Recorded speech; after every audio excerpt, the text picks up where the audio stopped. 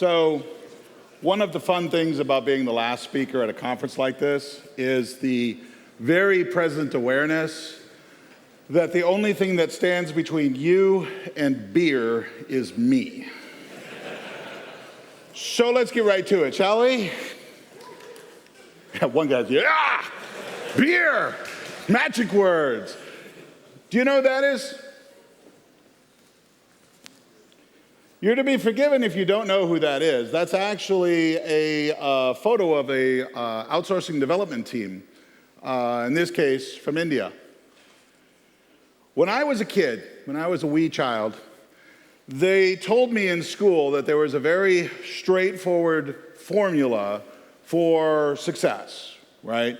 You wanted to get married, have kids, have the house, all of that kinds of stuff. It was a very simple formula. You, of course, get good grades, because the good grades will let you go to college, and the college will let you get that good job. At the time when I was young, they said, oh yeah, coming out of college, you could expect an annual salary of like $70,000 a year US, and you pursue some sort of profession. You're gonna be a doctor, you're gonna be a lawyer, you're gonna be an accountant. And of course, when I was young, the software industry was really just getting spun up, so software developer became part of that list of professions. As a matter of fact, this system was so well entrenched that there were a number of tests that could be given to you for every step along the way. For example, in the US, before you go to a college, you have to take the SAT, the Scholastic Aptitude Test. And talk to anybody from the United States, they'll tell you of how you prepare like your entire senior year, your fourth year of high school, getting ready for this test. If you get ready to go to graduate school, they have the graduate SAT test. And as a matter of fact, they have preparatory tests that you take in junior high school. They had tests for everything. As a matter of fact, when I was in grade school, when I was like maybe 8 years old, they had me take a test that would give me an idea as to what career I should pursue when I got older. So I took the test, and about a week later it came back and it said I should be a priest. Now, I don't know why you're laughing. You don't know me nearly well enough to know why that's funny. But the formula's changing. India graduates close to 500,000 graduates from various technical colleges every year. China produces nearly as many engineering grads as does the United States and or Europe. South America is rapidly evolving into an outsourcing destination. And as a rule, all of these people have a tendency to get paid less than what you or I would here in the West. Do you know who that is? Garry Kasparov, the finest chess player of his generation, perhaps the greatest of all time, won his first world championship in '85. For the next 10 years, for the next decade, he never lost a match until he played a computer. In 1997, many of you are old enough to remember, Kasparov very famously took on IBM's best and brightest. That is to say, the computer system known as Deep Blue. You remember how that turned out? Kasparov lost. As a matter of fact, he talked about how when he was playing, he got so jittered by the fact that the game played him so well, that the Deep Blue system played him so well, that he was completely thrown off of his game and ultimately lost the match. Automation, dare I say AI, but it's not just AI, it's any flavor of automation, threatens programmers more than any of the various outsourcing programs ever could. The main problem, so to speak, with automation is that it allows the unskilled to be able to do things that used to be the province solely of the skilled. Think about, for example, ChatGPT. And you could walk up to ChatGPT and say, ChatGPT, generate for me the code for a linked list in Java. Generate the code for a binary tree in C#. Generate for me the code to do a state machine in Python. Generate for me a healthcare insurance system that uses a relational data, and it will faithfully generate all this code. And God help us all, it might actually compile. This puts a little hole in right between our heart and our stomach where it's like, oh crap, this feels weird. But don't feel too bad because we're not alone. Doctors and lawyers and a whole bunch of other career-minded professions have faced this same automation.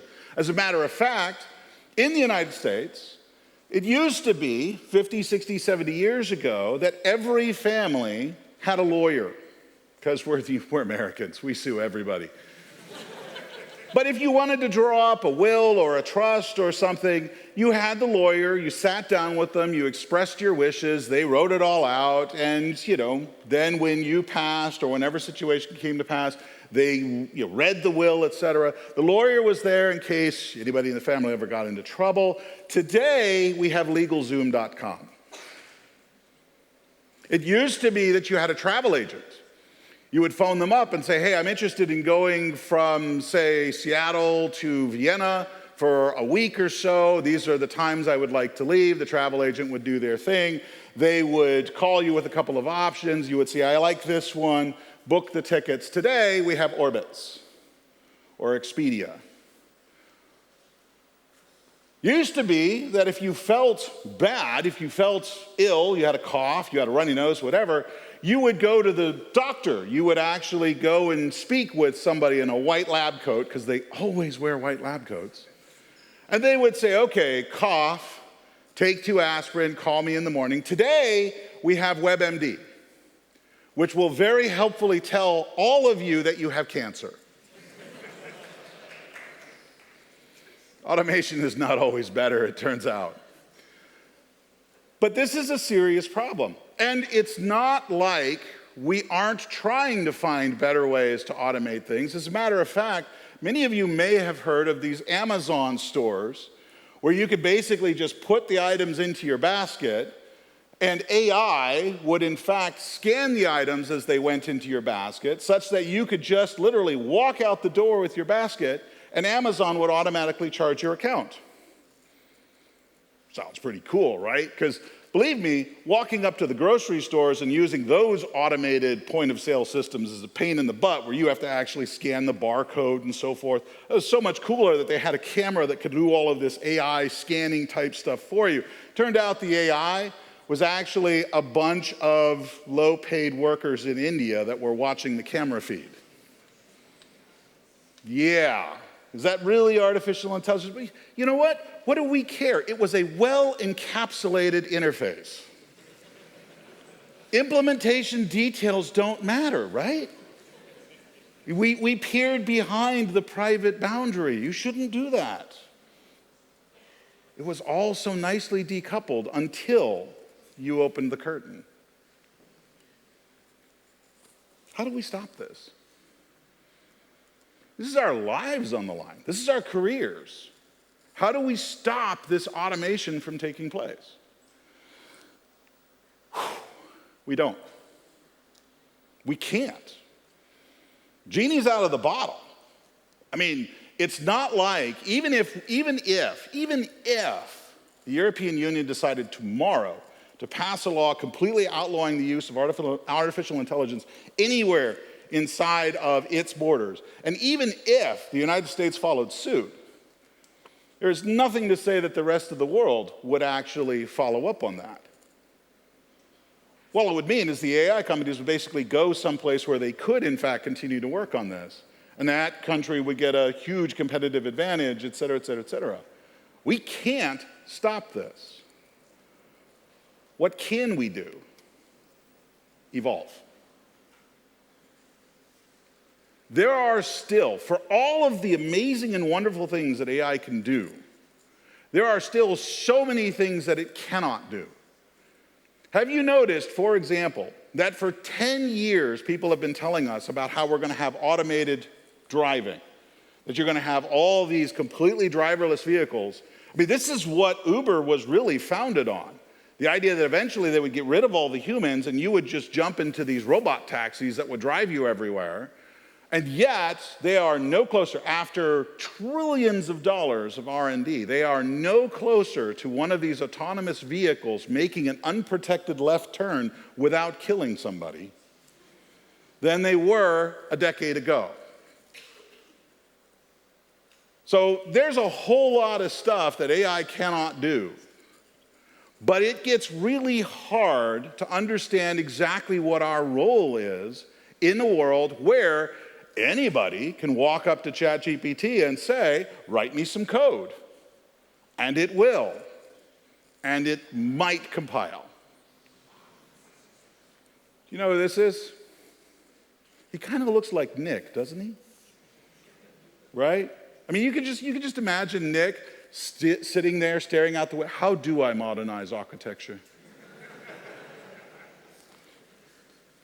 This is that guy in your office who stared out the window for a long enough period of time that all of a sudden the idea came to him.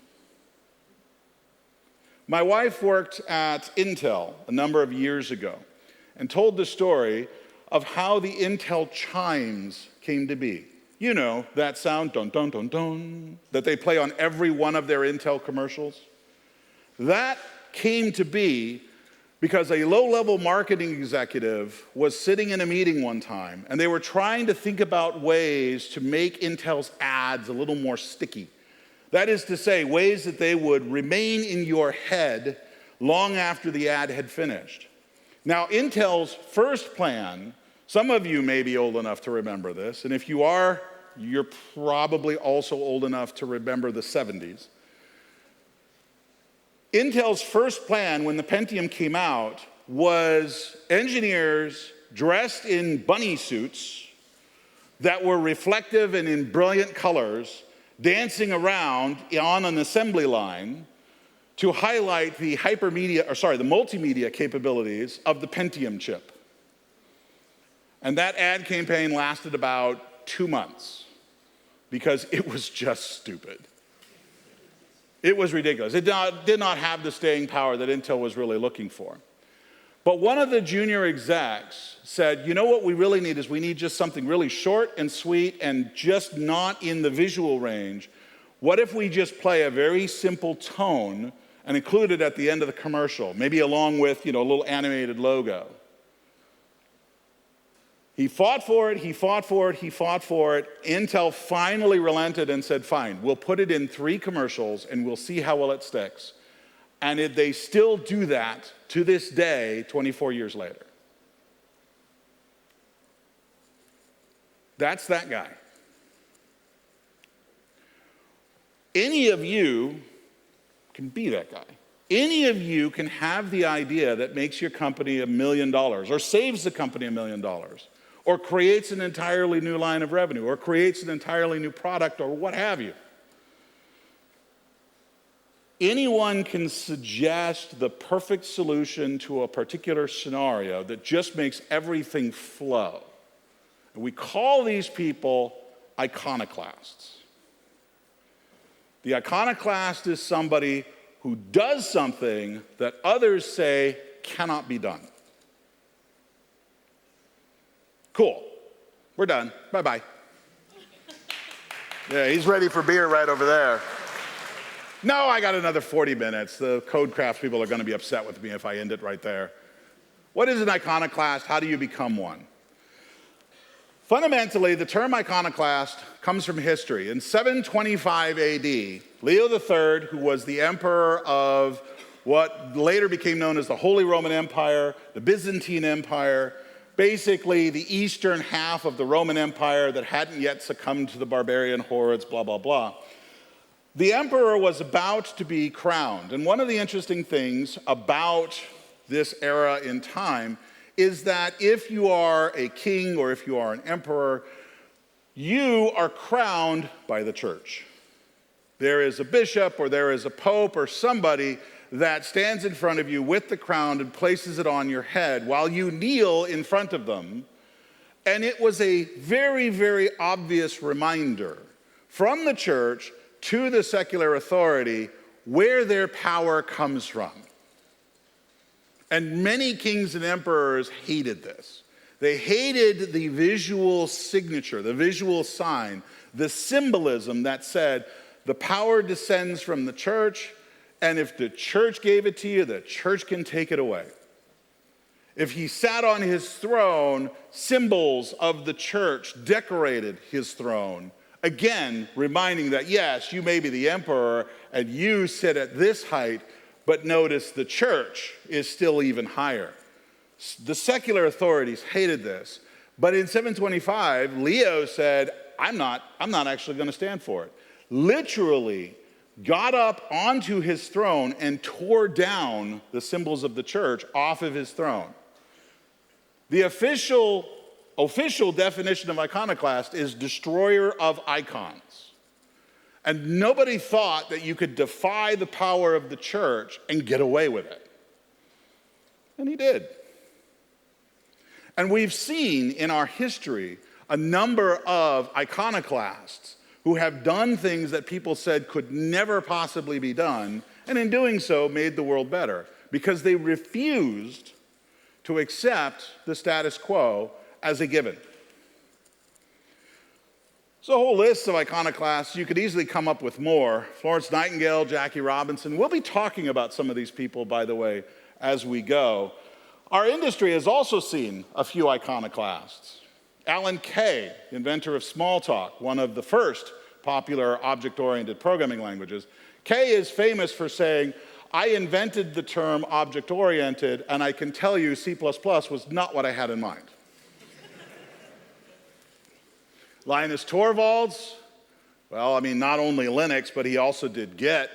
Dave Thomas, sadly not our Dave Thomas, the other Dave, Ruby Dave, but both Dave Thomases, iconoclasts in their own right. Ruby Dave first started talking about naked objects, which was an interesting user interface metaphor. Then he got into Ruby, and then he said, you know what? It's actually, why is it so hard to publish a book? So they created a publishing company, the Pragmatic Press. Edward Dykstra, Robin Milner, there's a bunch of these folks in our industry who have gone off and done things that the rest of us were like, oh, wow, you can do that? So interesting. Your goal is to become one of these people. Cool, Ted. I'm motivated. I'm ready. How do I do this again? Yeah, well, that's in part 2 of my keynote. Come to next year's CodeCrafts. Being an iconoclast consists of 3 things. You have to be able to see the world differently. You have to be able to overcome the fear of being somebody who sees the world differently, and by the way, talks about the fact that you're seeing the world differently. And you have to be able to exercise some social intelligence, help get your message out and across and absorbed. Look up for a second. Look up. See these lights above us? These are, 250 watt, 1,000 watt light bulbs. Your brain operates on about 40 watts of power. You are literally the dimmest bulb in the room. It's fascinating that the brain actually doesn't consume that much electricity because what the brain actually does is a huge number of shortcuts. The brain is constantly taking shortcuts to help maximize the amount of power it has available for being able to do a bunch of this processing. For example, what do you see here? Well, it's a bunch of shapes, Ted. How many of you see a gray triangle there in the center? Yeah, but there isn't one. That is actually 3 Pac-Men eating half of an XML tag. I know that. I created that image. But it's so easy to see the gray triangle there because your brain is a pattern recognition machine. It's constantly looking for clues that allows it to fill in gaps that say, I recognize that pattern. It would be really easy, for example, to assume that those were 3 black circles, a white triangle, and then a gray one laid on top of one another in a Z order. But that's not how that diagram was created, deliberately, because otherwise it would be cheating. Perception is a matter of the brain, not the eyes. Keep that in mind. Perception is a matter of the brain, not the eyes. This is a classic optical illusion. Which of these two horizontal lines, I should say, is longer than the other? How many people believe the top line is longer than the bottom line? One brave soul. Meanwhile, everybody else in the audience is like, They kind of look to be the same length. They are the same length. Again, because I created that diagram. I cut and paste those lines, making sure that they were exactly the same number of pixels. But why does the top line look longer? Well, I mean, all of us, especially here in Europe, all of us have walked out to a set of railroad tracks. And as you look into the distance, they look like they're converging. They look like they're coming together. And then you look at the railroad ties that go across the tracks, and you realize, oh, well, as those two metal lines converge or seem to converge, the wooden lines connecting them appear to get shorter as they go. So your brain, having recognized this pattern many, many times before, your brain says, oh, well, look at the gap between the edge of the bottom line and the vertical lines, and notice the gap is smaller. The top line must be longer than the bottom one. Because your brain is a pattern recognition machine.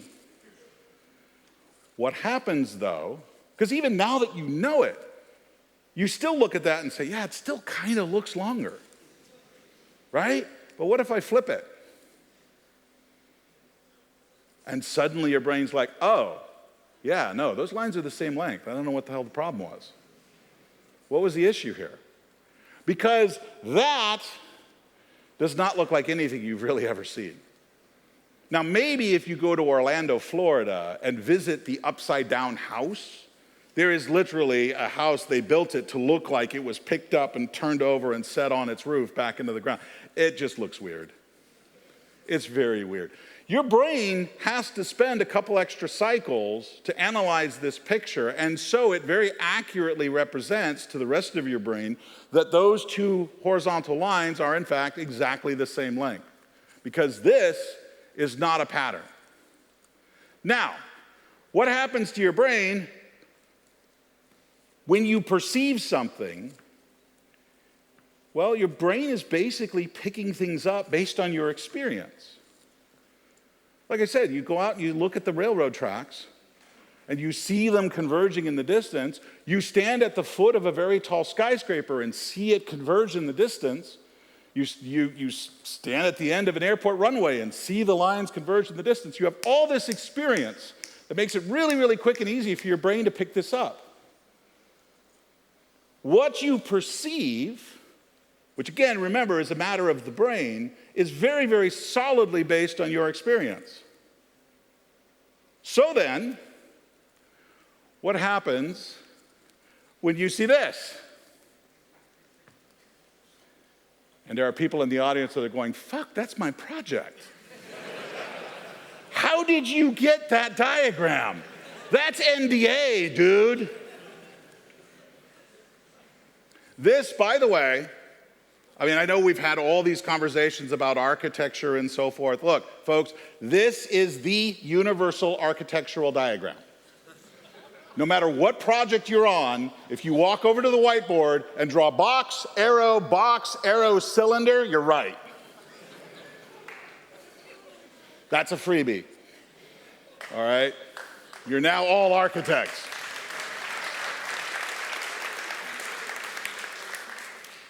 The funny thing is, we've seen this diagram multiple times over the last 70 years. See, that used to be a terminal talking to a mainframe, talking to a flat file. And then it was actually like a client application talking to a server application that, talk to like an Oracle database. Oh, sorry, that's a web browser talking to the web server, talking to the database. I mean, that's a single page application talking to an HTTP API, do you begin to see how the patterns, they just keep coming up? We love this diagram. Do you know what this is?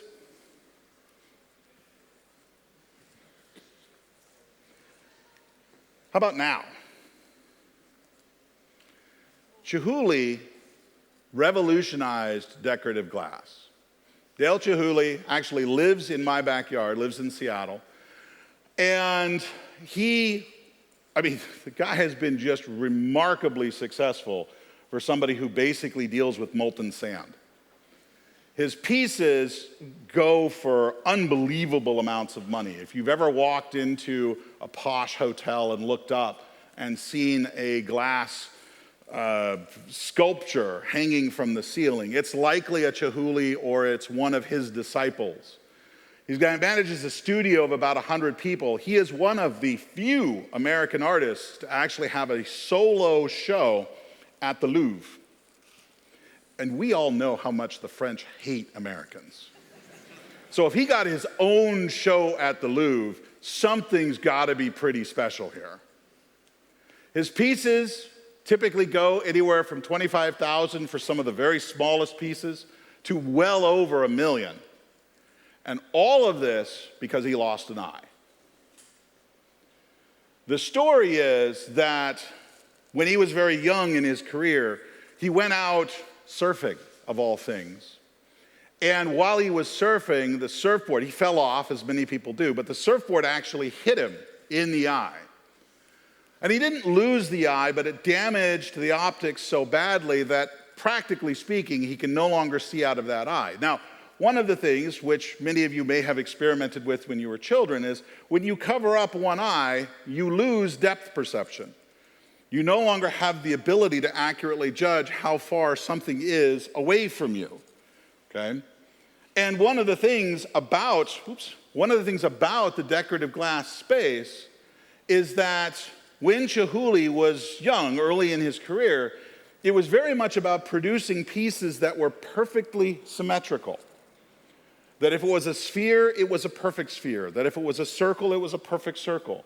If it had a flange on this side, it would have a flange on the other side. Everything was about achieving that perfect symmetry.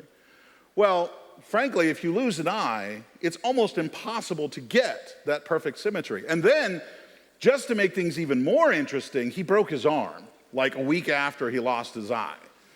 So now, he's one-eyed, he's one-armed, and if anybody has ever seen a glassblowing studio where you've got these long, like 7-foot metal rods that are hollow inside, but you go in, you do a gather, you blow a bubble down the end of it so you get some space inside, you turn it. This is impossible to do with one arm. So now, all he can do is basically stand in the back of the hot shop and think. He says, you know what? Screw this symmetry shit.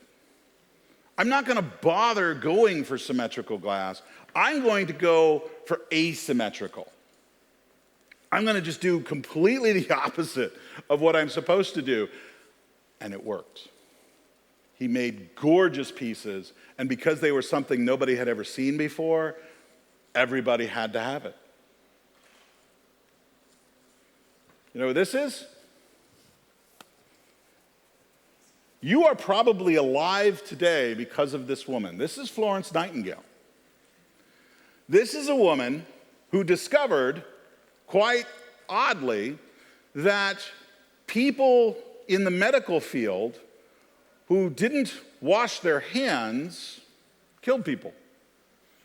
See, Florence was a nurse in the British Army Corps, and one of the things that she discovered is that more of the soldiers were actually dying of things like disease than they were of actual enemy bullets.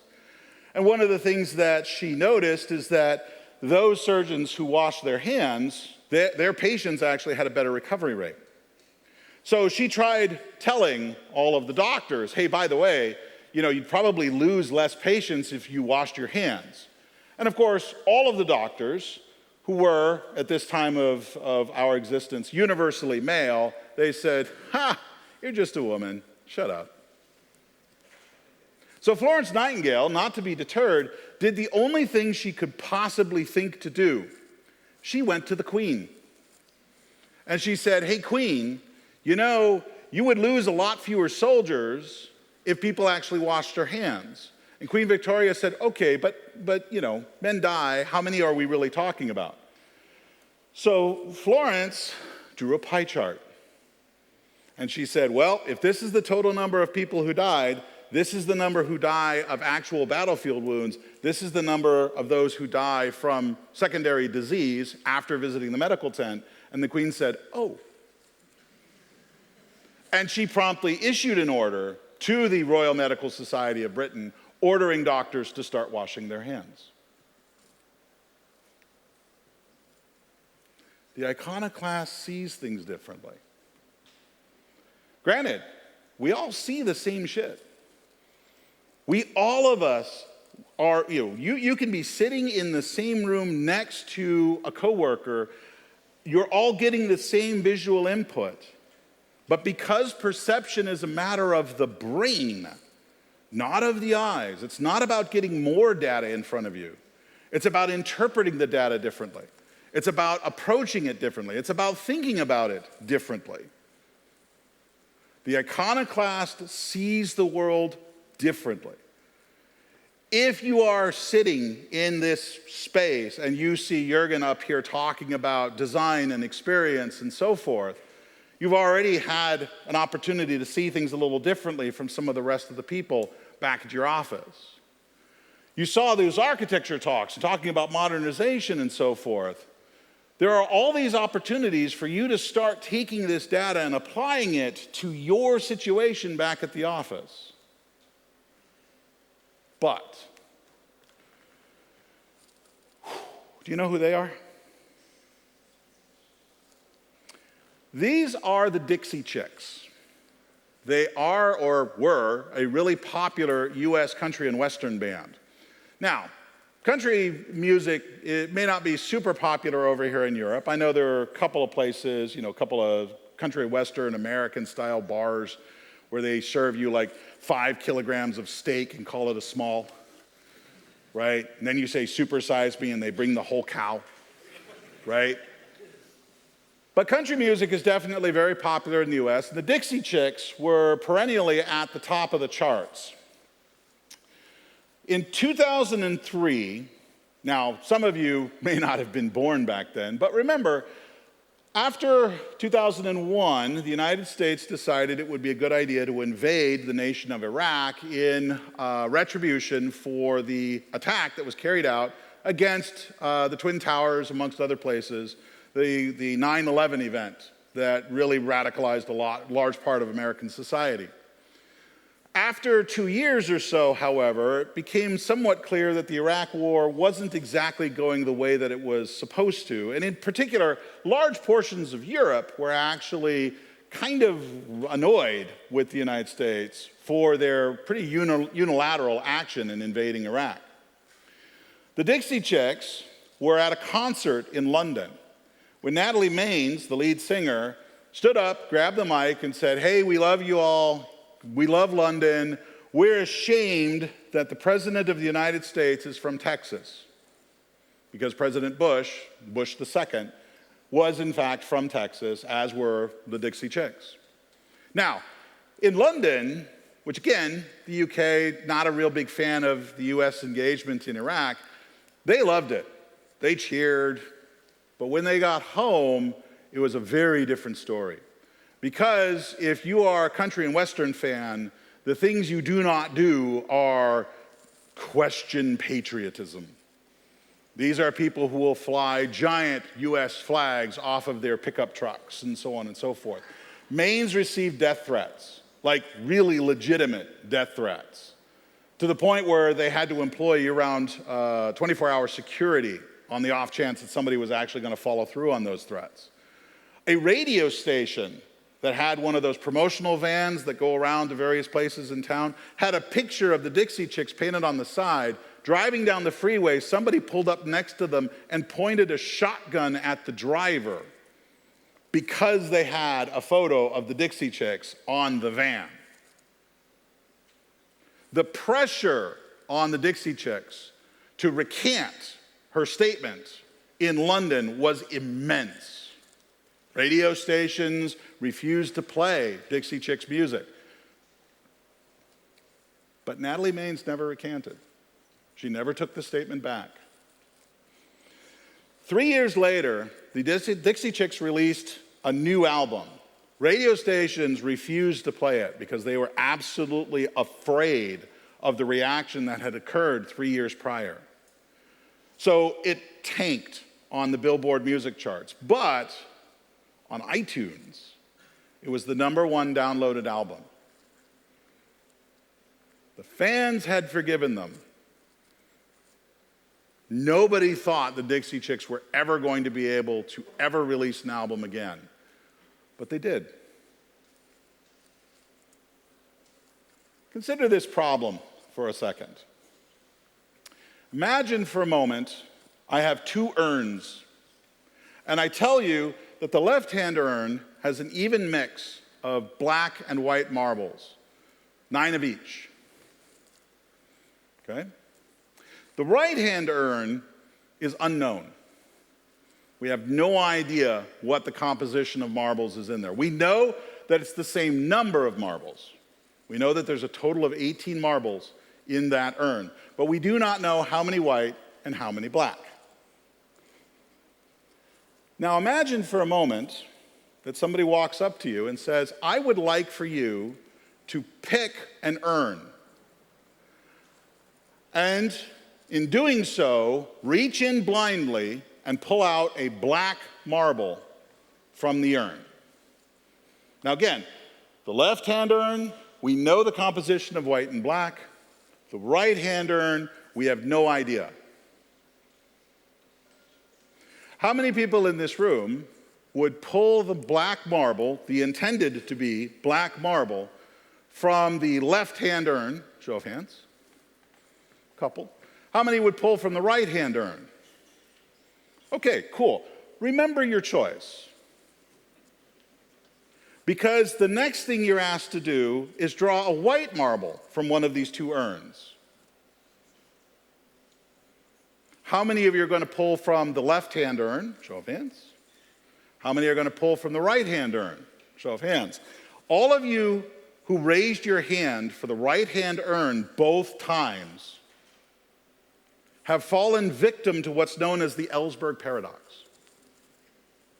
See, here's the funny thing about the rationale. We know the composition over here, but we don't know the composition over here. So when I asked the question the first time, those of you who raised your hand for the right-hand urn said, oh, you know, I'm willing to bet that if I'm trying to draw a black marble, I'm willing to bet that that right-hand urn has more black marbles than white marbles. Because if it didn't, if I thought otherwise, I would pull from the other urn. So, if I think this right-hand urn has more black marbles, it makes sense to pull from that one. But now when I'm trying to pull a white marble, somehow your brain immediately shifts over to say, now that urn suddenly magically has more white marbles in it. Which of course is nonsensical. Because what's happening here is a variation of FOMO, fear of missing out, ambiguity, your fear of the unknown. How many people have ever been driving down the freeway, you're zipping along, and all of a sudden you see a whole bunch of cars taking an off-ramp, and you're like, what do they know? What do they know that I don't? It's tempting. It's wired into us. Follow the herd. Back when we were, just roaming the Buffalo Plains because we were all prehistoric human beings, a certain amount of ambiguity aversion was really necessary for survival. Here is a really interesting plant, but if I eat it, I might die. So you know what? Let's stay away. Now, if I see other humans eating that plant, or if I see cows eating that plant, okay, now maybe. Think about how much courage it took the first time somebody actually cracked open an oyster and said, "That looks delicious." Or snails. Snails. Who picks up a snail and says, "Mmm"? The French, exactly. The French. We don't like ambiguity. We don't like ambiguity. Way back here in the lizard brain, the amygdala, the thing that kept us alive for so many centuries and millennia, we do not like ambiguity. Do you recognize this craft? How about if I show you this photo? Yeah, the Space Shuttle Challenger. In '86, the Challenger was destroyed because of the faulty O-ring design that could not handle freezing temperatures of the previous night. See, in all the previous launches, they'd actually launched from a different location where it didn't dip below freezing during the night. This happened to be one of those occasions where it did, and the O-ring stayed frozen, which created a gap allowing super hot gases to leak out, which eventually got to the fuel tank, the center fuel tank, which caused the major explosion. During the investigation, the Challenger Commission tried to figure out why this design flaw wasn't noted before. And what they discovered was everybody knew about it. Everybody knew about this design flaw. So then the next question was, why? Why did we go forward with this design if we knew? I mean, think about this for a hot second. Somebody walks up to you, say a mechanic, and says, "Hey, by the way, just so you know, your car has like a 1 in 100 chance of exploding when you turn the key. Have a nice drive." How many of you are going to get into that car? And yet, some of NASA's best and brightest sat around in a room, and when somebody said, "Is there any reason we can think of why the shuttle shouldn't go up?" they all went, "Nah." It's a problem called groupthink. More importantly, it's this fear of sticking out. This is a repeatable problem. We've seen it show up in numerous places. Imagine for a moment that you are brought into a room and there are 11 other people sitting in the room because you have volunteered for a psychology experiment. And as you sit down, number 12, the presenter at the front of the room shows you this picture. We see a line over here on the left, that's our control. We see 3 lines, A, B, and C, over here on the right. And the presenter says, "All right, what I would like for each of you to do is I'd like for you to tell me which of A, B, or C is the same length as the line on the left." You're number 12, so you're going last. Person number 1 says A. Person number 2 says A. Person number 3 says A. 4A, 5A, 6A, 7A, 8A, 9A, 10A, 11A, 12. Who said B? It turns out that 87% of people will actually go with A. And the fascinating part of the experiment is when the psychologists talk to these people after they walk out of the room, they ask them, "Why did you say A?" And in some cases, the individual said, "Oh, well, it just looked like it was the same length." But others were like, "Well, I wasn't sure. It was kind of close between A and B. From my angle, the shadows." Your brain will go to torturous lengths to justify the decision you make in the blink of an eye, which actually explains Donald Trump. It is biologically wired into us to follow the herd. What do they know that I don't? Why should I go do something different? I could be wrong.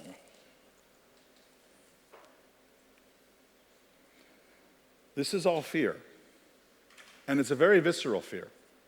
By the way, if you think that you would walk into that psychology experiment and you would be the lone voice that calls out B, let me ask you, have you ever been part of a planning poker? Yeah, suddenly it feels more real, doesn't it? Because everybody else on the team has sat down and estimated the feature, and everybody turns over their cards, and there's a 2 and a 3 and a 2 and a 3 and a 2 and a 5, and you're holding 12. And you're like, fuck. And what do? You know, let's do this again. Maybe I'm overthinking the problem. You start going to torturous lengths. That's fear.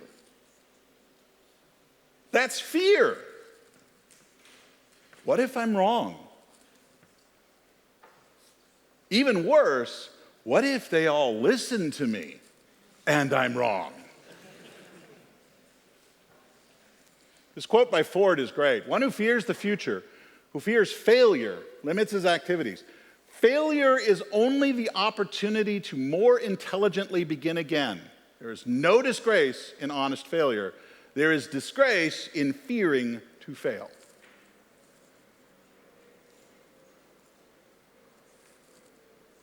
Do you know who this is? No, that's not me. This is David Heinemeier Hansson.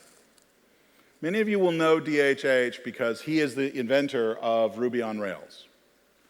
What you may not know is that DHH has been uninvited for more conferences than I think I've been invited to. He's been thrown out of more corporate boardrooms than I think anybody who has any kind of reputation should ever be able to admit to. He is strongly opinionated. And as a matter of fact, much of Rails' failure to penetrate into large corporations has been squarely blamed on David Heinemeier Hansson. After a while, he took a bit of a step back. He's still strongly opinionated, but he's a little bit less so in person anymore. I mean, Ruby on Rails realistically gave us a whole bunch of things that in fact continue to echo through all of the web frameworks that we use to this day. But DHH himself never really achieved the levels of fame that you would have expected from a literally world-shaking framework that came through and said, yeah, we're doing it all wrong when we do web frameworks. Do you know who this is? Don't read the caption at the bottom. Armstrong invented, among other things, FM radio. Now, there are a number of people in this room who have probably never listened to radio, period. Stupid Gen Z. But for those of you who are old enough to remember the difference between AM and FM radio, generally speaking, it's pretty clear that the FM band is far clearer and easier to listen to, very much less subject to weather interruptions, et cetera, et cetera. Armstrong's the one who invented FM, and one of his close friends was actually at Sony RCA. I guess it was just RCA back then. And he showed off his invention to his friend, who promptly told all of the RCA engineers to come up with ways to discredit FM radio. Because RCA had just gone on a spending spree, investing in AM towers all over the place. Armstrong even staged a demonstration where in the middle of a thunderstorm, he did an FM broadcast and showed executives, look at how much clearer it is where no AM signal could actually get through. David Sarnoff, the president of RCA, his friend, really put a whole bunch of money into trying to disprove the efficacy of FM and was successful.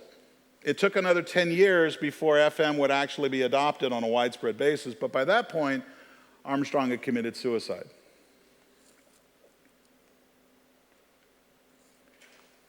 You see the world differently, and you're ready to stare down your fear.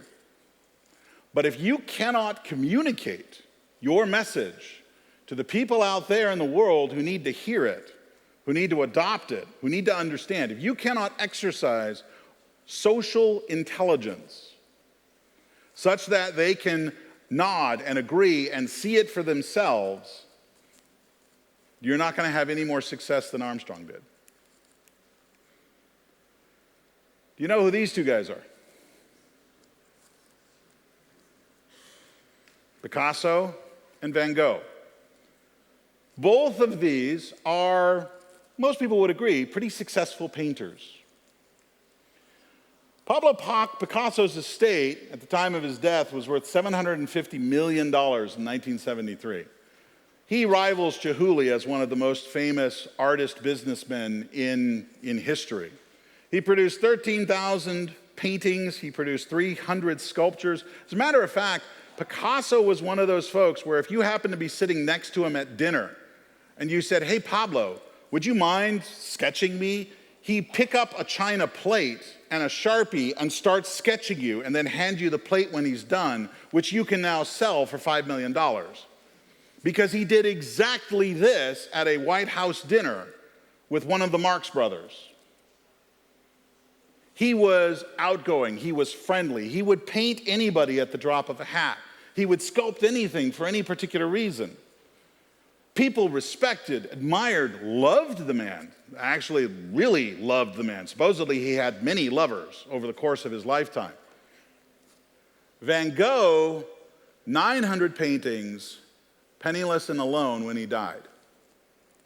Van Gogh, by the way, is the guy who thought, "Hey, I really like that woman over there, so I'm going to cut off my ear and send it to her as a token of my esteem." By the way, guys, that doesn't work.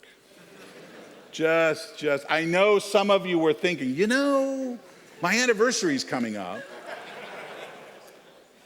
All you're doing is giving your wife grounds for when she says you're not listening. I gave you my ear. Connecting with other people through social intelligence takes two components: familiarity and reputation. Familiarity is your productivity and exposure. Reputation is how we shrink the worlds between us. Familiarity is a large part of what you do. How do you do things? What do you do? So, for example, if you're going to try to prove to the world that you are actually thinking about, here is a new way of thinking about manipulating data, or a new way of using an artificial intelligence LLM or whatnot, great. How much have you done this? How familiar are you with it? More importantly, how familiar is your audience with your work? Reputation, interestingly enough, in the tech sector is actually relatively easy to accomplish. We call it GitHub.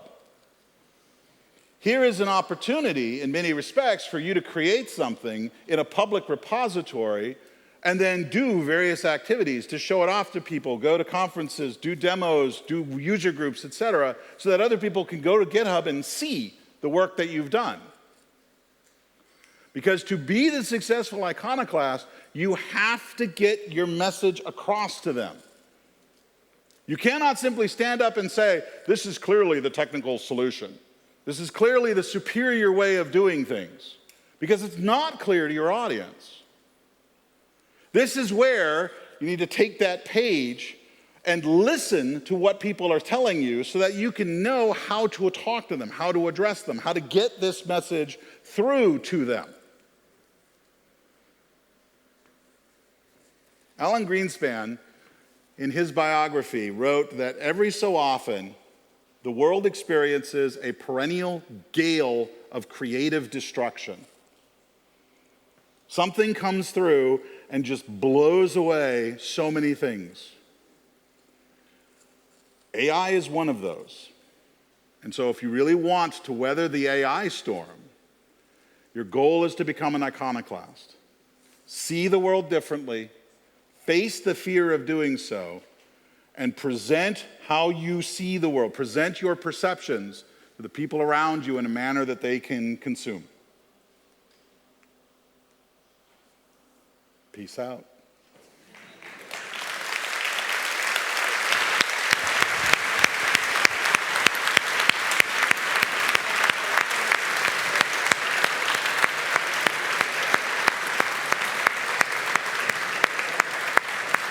Thank you. Thank you, Ted, for the insights and for the entertaining talk. You're very welcome. I know it's already late, but still, I would open up the round for like 1 or 2 questions if you're happy to take those. It's their beer you're holding up, so not my fault anymore, people. So who dares now to ask a question? Yeah? Does somebody have the cube still? Yeah. Oh, took her out. I think it's working. Yeah, okay. I think you made really good points about the iconoclasm.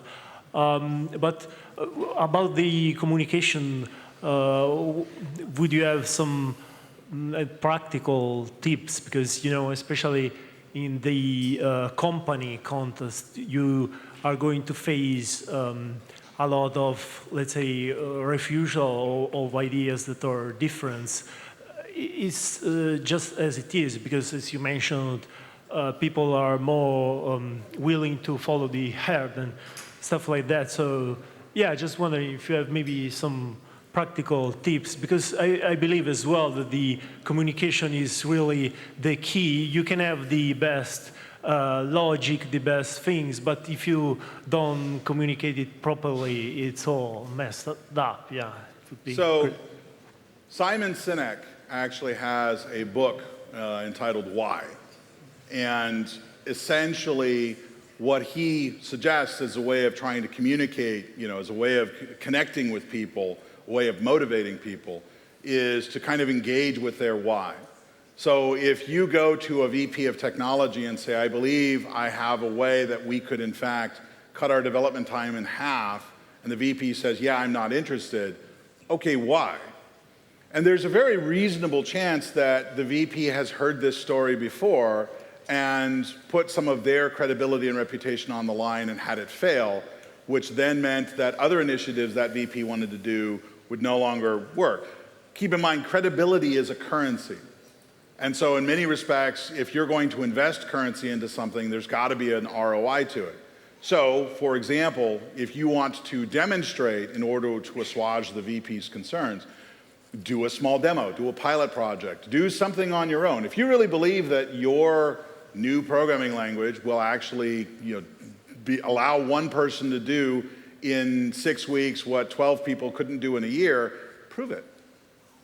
Yeah. Sit down, write code, and demonstrate that you actually get that marked productivity boost. Too often, engineers will show up in a VP's office and say, I think we should use Elixir because it's better. Better how? Better in what sense? How is this going to make our lives, our company lives, by the way? And arguments of elegant code, it's superior, it's technically, none of that is really going to connect with that particular audience. They're going to want to see that you've thought through the process of retraining all the engineers, porting all of the existing code over to that new platform, or you have thought through what it would mean to have a Elixir.NET side-by-side application. So in many respects, a large part of this is building your own credibility within the company so that now you have credibility to invest, and if the VP buys off on it, they're investing some of their credibility into it, et cetera, et cetera, et cetera. Yeah, I agree. I think when you have data and logic is the best thing that you can do to prove a point. It's not always logic, though. Keep in mind it's not logical, because as human beings, we don't actually make decisions logically. We've actually studied this. We've put people under fMRI machines and present them with a choice, and we see the emotional centers of the brain light up first. That's where the decision gets made. The emotion centers decide, then the logic centers light up to justify the decision we just made. So don't just trust. It's very common for engineers to say, this is clearly the logical choice. We don't make decisions logically. We do it emotionally. So make sure that you address the emotional concerns of your intended audience in addition to having some of the logic to back that up. Okay, yeah, sounds like a cool advice. Cool. Thank you. Thank you. You're welcome.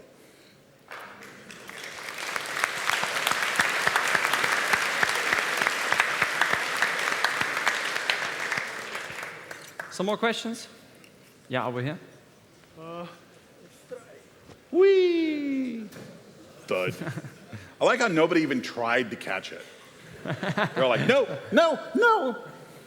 So you said to like tackle the fear or like don't fear the fear, but it's very easily said. It's like tell someone who is desperate, don't be desperate. I mean, how do you like really do that? So keep in mind that fear is an emotion, right? And to simply say, don't feel emotion is ridiculous. I mean, you can't. You feel what you feel.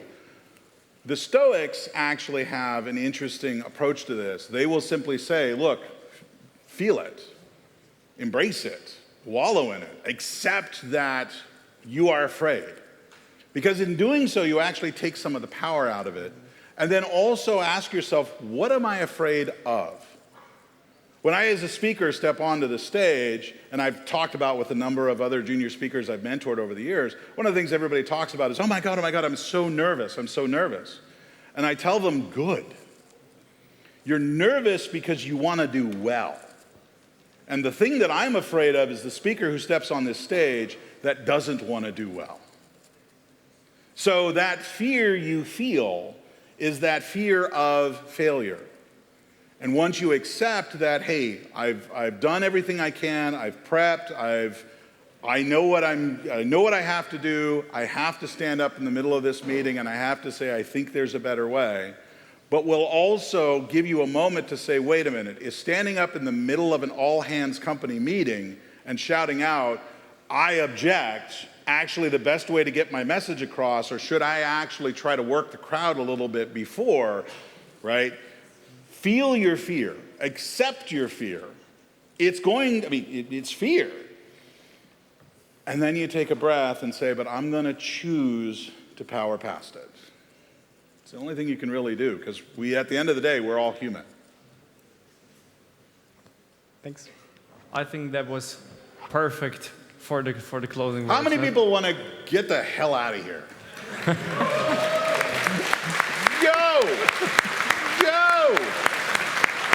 Thanks for having me. Thank you, Ted.